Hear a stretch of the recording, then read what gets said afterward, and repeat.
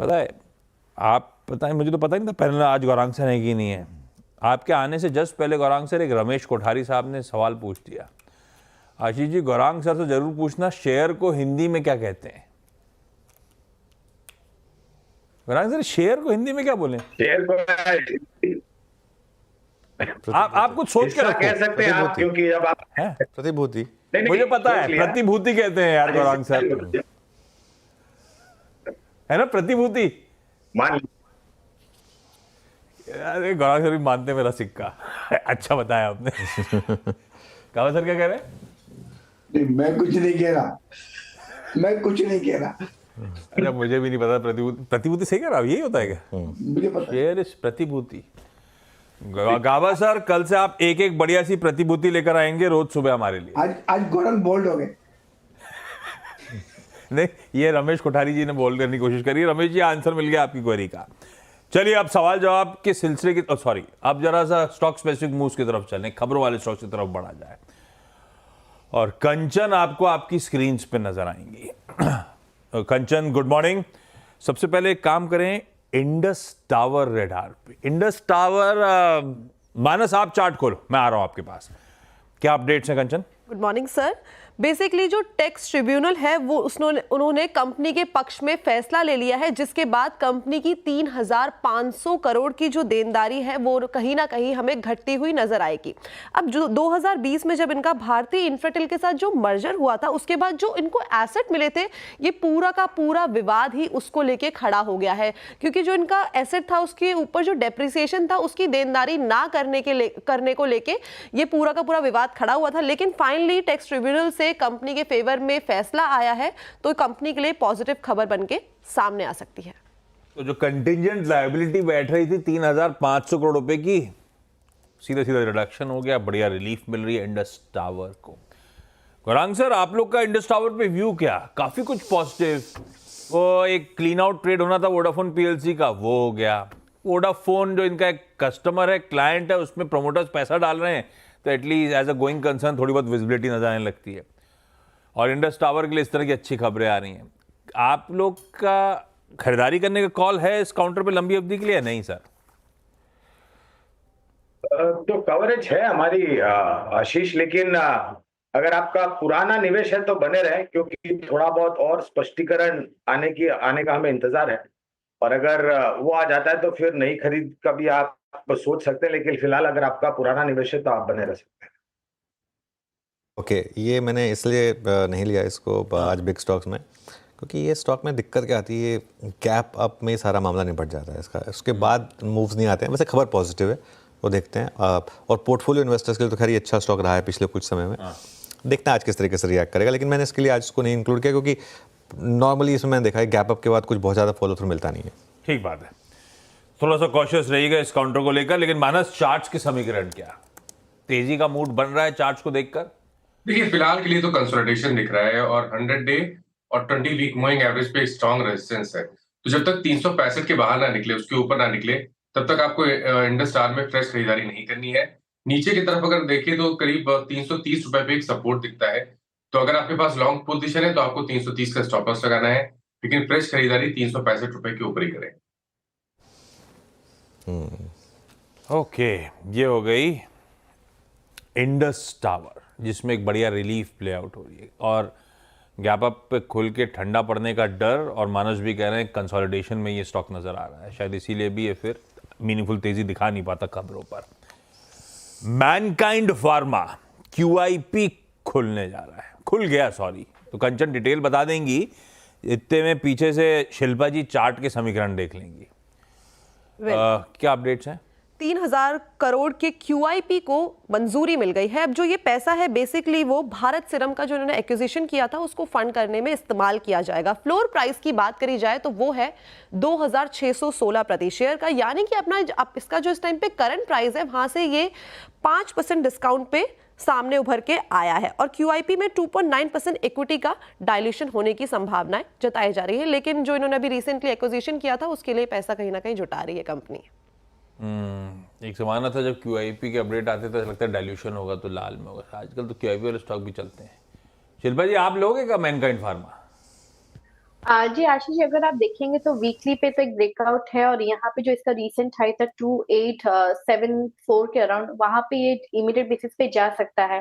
तो यहाँ पे अगर किसी को स्टॉप लॉस लगाना है तो आप 2550 के स्टॉप लॉस से 2850 प्लस के आई मीन टारगेट के लिए आप इसमें डेफिनेटली बने रह सकते हैं।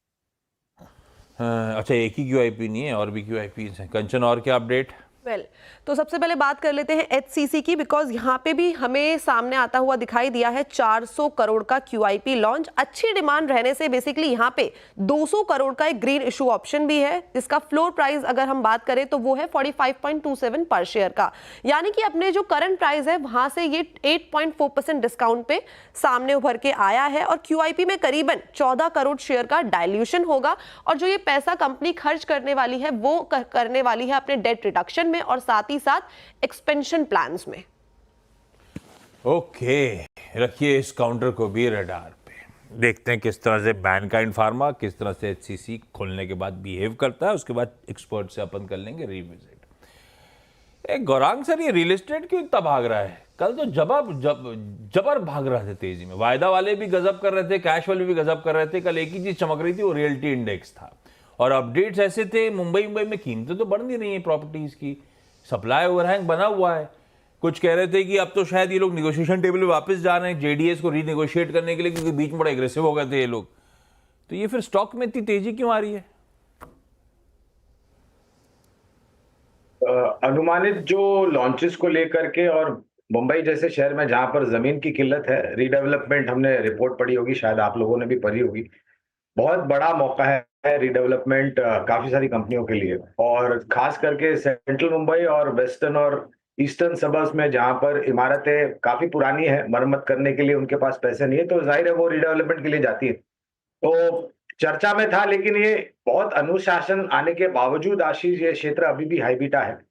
लेकिन यहाँ पर बहुत सारी कंपनियां हैं जहां पर बैलेंस शीट काफी मजबूत है और प्रोजेक्ट लॉन्चेस को लेकर के आने वाले भविष्य में नजरिया काफी सकारात्मक। तो हमारी खरीदारी की राय शोभा लिमिटेड और प्रेस्टीज एस्टेट्स, ये दोनों पर है फिलहाल। बिल्कुल आशीष, में एक और जो अच्छी चीज़ हुई है ना, कि जितने भी रियल एस्टेट प्लेयर्स हैं वहाँ पर, अब चाहे आप NCR के प्लेयर्स देखें, मेनली NCR की मार्केट, गुड़गांव वाली मार्केट जो है, और महाराष्ट्र के जो बड़े प्लेयर्स हैं, पॉलिटिकल स्टेबिलिटी दोनों स्टेट्स में, वही गवर्नमेंट वापस आई। आई थिंक ये एक बहुत बड़ा फैक्टर रहा इस मार्केट में। और स्पेशली अगर आप महाराष्ट्र की बात करें तो महाराष्ट्र में एक चीज़ आप मानेंगे कि पिछले 2.5 साल में जो डेवलपमेंट हुई है, हम तो खैर एकदम से पेस पिकअप करा, चाहे वो कोस्टल रोड हो, चाहे वो मेट्रो जो अटक गई थी वो। और जब ये सब होता है तो उससे सबसे ज़्यादा फायदा रियल एस्टेट का होता है, क्योंकि सबसे ज़्यादा अब लोगों को अगर एक ट्रांसपोर्ट मिल जाए अच्छा, तो फिर वो अलग अलग जगह जाकर वहाँ पर घर खरीद सकते हैं, तो वो एक अक्रॉस द बोर्ड पिकअप होता है। ये बात आपकी सही है कि पिछले कुछ महीनों में भले रियल एस्टेट प्राइसेस स्टैग्नेट हो, लेकिन उससे पहले बड़ी रैली आई थी। गिरे भी नहीं है प्राइसेस, ऐसा नहीं कि गिर गए हैं। और रियल एस्टेट की साइकिल ऐसी होती है, कुछ तेज़ी आती है, फिर 6-7 महीने स्टैग्नेशन रहता है, फिर एक और जंप आता है। वो स्टॉक्स की तरह नहीं है कि रोज़ अप डाउन करेगा। तो इस वजह से ये पॉलिसी स्टेबिलिटी, ये एक बहुत बड़ा फैक्टर रहा है। मैक्रोटेक के केस में तो खैर ऑब्वियसली लोधा साहब खुद मिनिस्टर बन गए सरकार में, तो एक एडिड क्यू वहाँ से भी आया है उनको, लेकिन ये एक रीज़न रहा है क्लियरली। ये बात सही है, द पार्टी इन पावर, उसकी पॉलिसीज हैव बीन कंड्यूसिव, तो वैसे भी सेंटिमेंट्स एट प्ले भी होंगे, बड़ी तरीके से मूव्स बनते हुए। एक कौन सा चुन रहा है गौरांग सर रियल एस्टेट में फंडामेंटली? तो जैसे मैं बता रहा था, अनुज भाई भी बता रहे थे, राजनीतिक स्थिरता जब भी आती है तो रियल एस्टेट सेक्टर में बहुत बड़ा परिवर्तन होता है। तो 2 नाम है, शोभा लिमिटेड और प्रेस्टीज एस्टेट्स, जहां पर हम फिलहाल खरीदारी की राय दे रहे हैं। लो, गौरांग सर तो बेंगलुरु पहुंच गए। दोनों बेंगलुरु के पसंदीदा बेट्स हैं गौरांग सर के रेडार पे। रखिए भाई, यहाँ पे तेजी 12 महीने के टाइम होराइजन में शायद ज्यादा बेहतर। GMR एयरपोर्ट्स, इसका वो मंथली अपडेट आया है। GMR एयरपोर्ट्स की चार्ट सेट्स आप खोल के रखो, मैं आता हूं। क्या अपडेट्स हैं?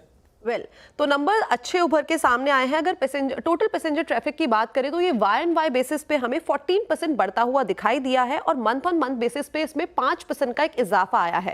At the same time domestic passenger की बात करी जाए तो वो 14.3% बढ़ा है और इंटरनेशनल जो ट्रैफिक है वो हमें 11.3% बढ़ता हुआ दिखाई दिया है। एयरक्राफ्ट मूवमेंट जो है वो 8% बढ़ा है Y-on-Y बेसिस पे, लेकिन ये नंबर अगर हम मंथ ऑन मंथ बेसिस पे देखें तो इसमें एक 3% का स्लाइड कट देखा गया है। देखना चाहें तो अदरवाइज लॉजिकली एयरपोर्ट का धंधा साल दर साल देखने का है, सीजनैलिटी एट प्ले बहुत ज़्यादा होती है, तो उस हिसाब से तो बहुत सॉलिड अपडेट्स आए इनकी तरफ से। सेठ साहब कहीं घूमने गए क्या? नहीं आशीष जी, अभी तो नहीं गया हाल फिलहाल में। वो लास्ट ट्रिप कश्मीर वाली थी, उसके बाद अभी कहीं नहीं गए हो? उसके बाद आपके पास बॉम्बे आया था एक। हाँ बीच में, सॉरी, बॉम्बे आए थे। जी सेठ साहब, ये चार्ट्स पे समीकरण जीएमआर एयरपोर्ट्स कैसा लग रहा है? जी आशीष जी, अगर जीएमआर एयरपोर्ट्स का चार्ट देखें तो रिसेंटली हमने एक इसमें रन अप देखा फ्रॉम 75-76 लेवल्स। स्टॉक अपने की मूविंग एवरेजेस के ऊपर ट्रेड कर रहा है और एक कॉन्फ्लुएंस ऑफ मूविंग एवरेजेस के ऊपर कंसोलिडेशन मोड में है। 82, 50, 83 एक इसका सपोर्ट जोन है। जब तक वो होल्ड करता है तो एक कंडीशनल बाय यहाँ पे बनता है। अगर स्टॉक 85 के ऊपर निकले तो यहाँ पे 88 और 90 तक के टारगेट्स पॉसिबल हैं। तो it's a conditional buy above 85 with stop loss of 83 for targets of 88 and 90। In fact इसका भी ना एक महीने का चार्ट अगर आप देखें जीएमआर एयरपोर्ट का 1 मंथ चार्ट, इस स्टॉक ने भी बॉटम लगाया था एग्जैक्ट महाराष्ट्र इलेक्शन वाले दिन, एग्जैक्ट उस दिन बॉटम लगाया था इसने भी, और वहीं से ये भी चला। ये भी एक थोड़ा पॉलिटिकली सेंसिटिव स्टॉक माना जाता है, तो ये भी स्टॉक वहाँ से इसका अगर आप 6 महीने का चार्ट देखेंगे तो 1 महीने का चार्ट है 8% ऊपर है। 6 महीने का चार्ट देखेंगे, आपको याद होगा इसमें हमने 40-45 से बात की थी कि एक बड़ा मूव आने की प्रोबेबिलिटी होगी।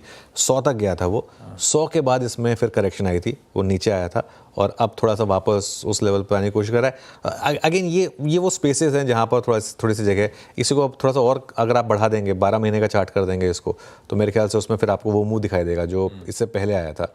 ये देखिए, ये जो थोड़ा सा मूव उससे पहले आना शुरू हुआ था। आई थिंक 2 साल के चार्ट में 45-50 से ये मूव आने की शुरुआत हुई थी यहाँ पर जीएमआर एयरपोर्ट में, 100 के ऊपर जाकर ये देखिए वहाँ से इंटरग्लोब के साथ साथ इसकी कई बार चर्चा एग्जैक्टली तो इसके लिए तो ये भी काफ़ी पॉलिटिकल सेंसिटिव बन गया था स्टॉक, तो इसके लिए अब यहाँ पर रैली आई है। मेरे ख्याल से इसमें अभी भी जगह है, आई थिंक आशीष, थोड़ा सा और ऊपर जाने की यहाँ पर। रखिए रडार पे। अपडेट तो अच्छा है जीएमआर एयरपोर्ट्स का। अब स्टॉक का ओपनिंग पे बिहेवियर देखते हैं। गावस्कर, फार्मा में ना ल्यूपिन एक बार चार्ट टटोल लो। जेफरीज की रिपोर्ट है, वो कह रहे हैं कि ल्यूपिन जो है मार्केट शेयर गेन कर रहा है अपने हायर स्ट्रेंथ प्रोडक्ट लॉन्चेस में। हालांकि उन्होंने, मेरे पास वो प्राइस टारगेट वाला मामला समीकरण नहीं है, लेकिन अपडेट अच्छे आ रहे हैं जेफरीज की तरफ से। ल्यूपिन कैसा स्टैक्ड अप है गावस्कर? ट्रेड वेट करने का मन बैठ रहा है, ऐसा कोई समीकरण दिख रहा है या नहीं? पॉइंट सही चाहिए ल्यूपिन में। बेसिकली चार्ट स्ट्रक्चर पॉजिटिव, थोड़ा करेक्टिव मोड पर है, लेकिन सेफ जगह कहां पर लेने की 2 है। एक तो सपोर्ट के इर्द गिर्द जो कि करीब 2000 है, साइकोलॉजिकल सपोर्ट है, उसके आसपास अगर बाय सिग्नल अपग्रेड कर रहा है 2066 पर, अगर डिप मिलता है 2000 के आसपास कोई बाय सिग्नल मिलता है तो ले सकते हैं।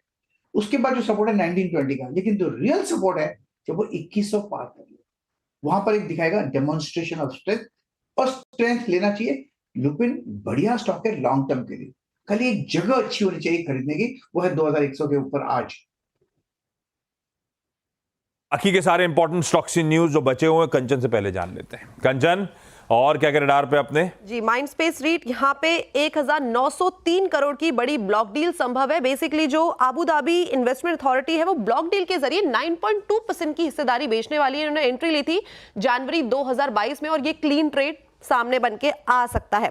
इसके अलावा HPCL because Mumbai refinery project पर 4679 करोड़ की खर्च को मंजूरी मिल गई है, और जो रिफाइनरी है उनके मॉडर्नाइजेशन के लिए मंजूरी दी गई है, जिसके बाद जो ल्यूब ऑयल का बेस प्रोडक्शन है वो 475 से बढ़ के 764 किलोटन पर एनम होने की संभावनाएं जताई जा रही है। वेदांता को रखना होगा आपको अपनी रडार पे, बिकॉज बोर्ड ने दे दी है 8.5 रुपए प्रति शेयर चौथे इंटरिम डिविडेंड को मंजूरी, जिसमें कंपनी टोटल 3324 का खर्च करने वाली है, और प्रमोटर से डिविडेंड को प्रमोटर्स को डिविडेंड से बेसिकली 1874 करोड़ रुपीस मिलेंगे। एचडीएफसी बैंक को एक मिला है सेबी का वार्निंग लेटर, बिकॉज ये पूरा का पूरा मामला था सीनियर मैनेजमेंट रेजिग्नेशन पर रूल्स फॉलो ना करने का, जिसके तहत ये वार्निंग लेटर आया है। विप्रो को आपको रखना होगा अपनी नजरों के सामने, बिकॉज यहां पे हुआ है एक बड़ा एक्विजिशन। अप्लाइड वैल्यू टेक्नोलॉजीज को कंपनी ने $40 मिलियन में एक्वायर किया है। साथ ही साथ ऑर्डर्स की बात कर लेते हैं कि किन कंपनीज को ऑर्डर मिला है। सबसे पहला नाम आता है टेक्समेको रेल का, जहां पे 187 करोड़ का कंपनी ने ऑर्डर सिक्योर किया है छत्तीसगढ़ गवर्नमेंट से। At the same time RailTel corporation को 38 करोड़ का एक वर्क कैपिटल ऑर्डर मिला है सेंट्रल वेयर हाउसिंग कॉर्पोरेशन से। वरुण बेवरेजेस को साथ ही साथ रखना होगा आपको अपनी नजरों के सामने, बिकॉज कंपनी ने लियोनार्ड मैक में 39.93% की हिस्सेदारी को सिक्योर किया है, और जो ये पूरा डील का साइज है वो है 200 करोड़ का। ओके, वरुण बेवरेजेस, इस पर भी नज़र रहेगी। गौरांग जी, वरुण बेवरेजेस पर अब आपका क्या व्यू होगा, क्योंकि काफ़ी वॉलेटिलिटी देखी हमने पिछले 3-4 दिन में स्टॉक में। तो अनिल भाई सीधे सीधे तो टिप्पणी नहीं करेंगे क्योंकि कवरेज नहीं है, लेकिन मेरे ख्याल से पिछले हफ्ते कुछ खबरें भी आई थी चौहान फैमिली को लेकर के, बेगे पार्डन, भाटिया फैमिली को लेकर के, और जिस प्रकार से रुझान आया, पहले तो इस कंपनी की तुलना करने के लिए मेरे ख्याल से लिस्टेड यूनिवर्स में तो कोई कंपनी है ही नहीं, और जिस तरीके से कारोबार है और जो भविष्य लग रहा है वो काफी सक्षम और मजबूत लग रहा है। 2-3 दिन की वॉलेटिलिटी क्या कारण को लेकर के हुई है वो तो हमारे पास जानकारी नहीं, लेकिन एक सक्षम और मजबूत कंपनी है। वरुण बेवरेजेस रखिए रडार पे। अच्छा, मैं बाकी के इंपॉर्टेंट स्टॉक्स जो कंचन मेंशन करके गई हैं उन पे कुछ पे बातचीत करूंगा, लेकिन उससे पहले आजकल जलवे हैं इन दोनों के, कभी स्विगी कभी जोमेटो, दोनों स्क्रीन्स पे बड़ी हरकत भी दिखाते रहते हैं। कल भी आपने देखा होगा क्या मूव्स आए थे स्विगी पे, उसके साथ साथ फिर क्या अच्छा मूव बना जोमेटो पे भी। ये दोनों आज फिर रडार पर रहेंगी। दरअसल जोमेटो और स्विगी जैसे फूड एग्रीगेटर्स को जीएसटी से जल्द रिलीफ पॉसिबल है। क्या डिटेल्स हैं, किस तरह की रिलीफ की तैयारी हो रही है, इस पे बातचीत कर लेते हैं। दिल्ली से आलोक प्रियदर्शी जुड़ते हुए जो एक खबर लाए। आलोक, हाय, गुड मॉर्निंग। क्या अपडेट्स हैं, किस तरह की रिलीफ की बात हो रही है? बिल्कुल, देखिए जो अभी स्विगी और जोमेटो जैसे जितने फूड एग्रीगेटर्स हैं उनको अभी जो 18% सर्विस चार्ज पर जीएसटी देना पड़ता है उसको घटाकर 5% करने पर विचार हो सकता है अगली जीएसटी काउंसिल बैठक में, जो कि 21 दिसंबर को जैसलमेर में होने वाली है। इसमें कैच ये है कि अभी तक जो जोमेटो या स्विगी को जितने भी नोटिस मिले हैं वो 18% के हिसाब से नोटिस मिले हैं, लेकिन अब ये प्रपोजल जीएसटी काउंसिल में रखा जा सकता है। फिटमेंट कमेटी की तरफ से सिफारिश की गई है कि जो 18% जीएसटी है उसको घटाकर 5% कर दिया जाए, लेकिन इसमें कैच ये है कि ये विदाउट आईटीसी होगा, यानी कि इस पर इनपुट टैक्स क्रेडिट नहीं मिलेगा। ये बिल्कुल उसी तरह से होगा जैसे रेस्टोरेंट अभी काम करते हैं, क्योंकि जो स्विगी और जोमेटो जैसे एग्रीगेटर्स ने यही दलील दी थी कि अभी जब रेस्टोरेंट खुद डिलीवरी करते हैं तो ऐसे में उनको 5% ही जीएसटी देना पड़ता है, लेकिन वो बिना आईटीसी होता है। तो अब ये जीएसटी काउंसिल में इस बात पर फैसला हो सकता है कि स्विगी और जोमेटो जैसे जितने भी फूड एग्रीगेटर्स हैं वो जब डिलीवरी करेंगे तो उस पर जो सर्विस चार्ज लगता है, जो 18% दर है, वो घटाकर 5% किया जा सकता है, लेकिन उस पर इन सभी एग्रीगेटर्स को इनपुट टैक्स क्रेडिट का फायदा नहीं मिलेगा। अभी जो जोमेटो को जो बड़ी नोटिस मिली है 803 करोड़ की, वो नोटिस मिला है साल 2019 से लेकर साल 2022 तक का। अब जो ये फैसला होगा, जो ये जीएसटी काउंसिल में फैसला होगा, उसमें ये ध्यान रखने वाली बात होगी कि ये जो फैसला नया अगर जीएसटी कटौती होती है तो वो 1 जनवरी 2022 के बाद लागू होगा, यानी कि जो पुराना जीएसटी नोटिस है, टैक्स डिमांड है, उस पर इसका कोई असर नहीं पड़ेगा, वो उन्हें देना पड़ेगा। इसको लेकर एक क्लैरिफिकेशन जीएसटी काउंसिल में भले ही जारी हो सकता है कि ये जो पुराना जीएसटी है बकाया, ये जिस पे नोटिस गया है, वो आपको चुकाना पड़ेगा। उसमें जो रेट्स है उसमें कटौती रेट्रोस्पेक्टिव नहीं होगी, लेकिन 1 जनवरी 2022 के बाद आपके ऊपर पर जो भी आप फूड डिलीवरी करते हैं उस पर जो सर्विस चार्ज है वो आपको 5% विदाउट आईटीसी देने की परमिशन मिल सकती है। तो ये एक बड़ी खबर आ रही है स्विगी और जोमेटो जैसे जितने भी फूड एग्रीगेटर हैं उनके लिए। बढ़िया खबर की तैयारी हो रही है। जीएसटी के फ्रंट पे एक रिलीफ शायद इन फूड एग्रीगेटर्स को मिलता हुआ नजर आए। गाबा सर, जोमैटो का चार्ट नहीं, जोमैटो तो आज किसी का पिक भी था, सेठ साहब का पिक था। सेठ साहब तो स्विगी आप रेडी रखो, मैं आता हूं।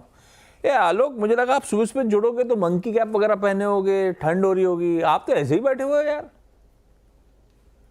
अब बिल्कुल देखिए, ठंड दिल्ली में तो काफी बढ़ गई है, लेकिन चूंकि अंदर है, इनसाइड है, तो यहाँ पर थोड़ी वार्मनेस होती है। बाहर काफी हवाएं चल रही है, सर्द हवाएं चल रही है, लेकिन अंदर ठीक है। सेठ साहब, जोमैटो का सेठ साहब का जब आइडिया था ट्रेड का, वो तो रख दीजिएगा स्क्रीन पे, वो तो आज का टॉप कॉल है ही है। सेठ साहब, स्विगी कैसा पॉइज्ड है? कल गजब कर रहा था ये स्टॉक। जी आशीष जी, स्विगी का डेटा कम है, but what ever data is available, technically structure अच्छा है। स्टॉक ने एक स्विंग लो क्रॉस किया 5 स्विंग हाई क्रॉस किया 580 के आसपास, तो कोई भी डिप मिले, कल के सत्र में हमने एक स्ट्रॉन्ग मूव 12% का देखा, तो कोई भी डिप मिले अराउंड 575 580 कभी आए, थोड़ा सा डिप मिले तो रिस्क रिवॉर्ड फेवरेबल हो जाएगा। It's a buy on dip structure, dip पे से बाय करें, स्टॉप लॉस लगभग 560 के आसपास लगा के रखें। तो जोमैटो तो खरीदारी करने का मन, स्विगी में बाय ऑन डिप्स की स्ट्रैटेजी रखें। आइए अब ब्रोकरेजेस के रडार पे क्या है वो श्रेया से बातचीत कर ली जाए। अभी कंचन बता के गई थी कि विप्रो ने एक टक इन एक्विजिशन कर लिया है। उनकी एक स्ट्रैटेजी हमेशा रही है स्ट्रिंग ऑफ पर्ल्स, छोटे छोटे मोती पिरोते रहो। उस एक्विजिशन में दरअसल मॉर्गन स्टैनली की एक रिपोर्ट भी आ गई है। श्रेया, क्या कह रहे हैं मॉर्गन स्टैनली वाले? Good morning. Good morning sir, लेकिन मोती डायमंड से छोटे हैं, मॉर्गन स्टैनली ये कह रहे हैं। मॉर्गन स्टैनली ने रिपोर्ट जारी की विप्रो पे और अंडरवेट की कॉल दी है। साथ ही टारगेट प्राइस जो है वो 250 रुपये प्रति शेयर कर दिया है। अब लास्ट ट्रेडिंग प्राइस अगर आप देखें तो 309 के करीब थी, तो सीधा सीधा 23% का डाउन साइड का टारगेट दिया है मॉर्गन स्टैनली ने विप्रो पर। उनका मानना है कि जो एक्विजिशन कंपनी ने की थी 2021-22 में कैपको और राइजिंग की, अब जो एक्विजिशन हुई है अप्लाइड वैल्यू टेक की, वो छोटी है relatively in comparison to those firms. अब इस अधिग्रहण के से क्षमता तो बढ़ेगी, पोर्टफोलियो में अच्छे क्लाइंट्स भी जुड़ेंगे, लेकिन वैसा बूस्ट नहीं मिलेगा जैसा पहले एक्विजिशन से मिला था। साथ ही फाइनेंशियल ईयर 2025 और 26 में जो फाइनेंशियल इम्पैक्ट है उसमें कुछ खास असर देखने को मिलेगा नहीं।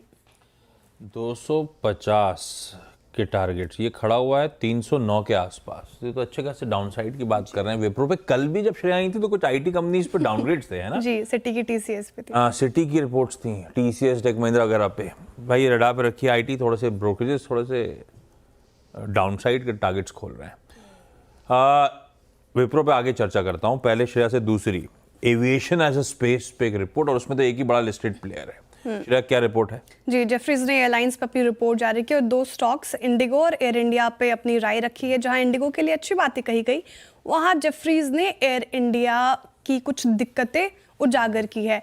इंडिगो, माफ कीजिएगा, जेफरीज का मानना है कि इंडिगो में पिछले कुछ महीने में न्यू क्राफ्ट डिलीवरीज में जो है तेज़ी वो अच्छी खासी बढ़ी है। वहीं एयर इंडिया में न्यू क्राफ्ट डिलीवरीज में ज़्यादा इजाफा देखने को नहीं मिला और वो घटती ही चली गई। साथ ही दिक्कत यहाँ ख़त्म नहीं होती एयर इंडिया की, 2025 में भी इसमें शार्पली डिक्लाइन देखने को मिलेगा और लॉजिस्टिक में भी और ज़्यादा कमी आ सकती है एयर इंडिया की। वहीं इंडिगो में ऐसी कोई दिक्कत सामने नज़र नहीं आ रही। साथ ही इंडिगो डिजिटल इनिशिएटिव के साथ काम कर रहा है जिसका अच्छा खासा फायदा मिलेगा, इसीलिए जेफरीज ने इंडिगो को बाय की कॉल दी है। इंटरेस्टिंग।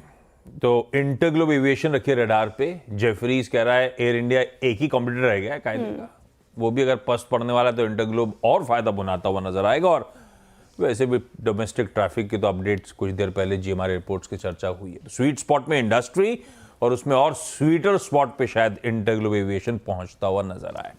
इंटरग्लोब, बैती साहब चार्ट चेक।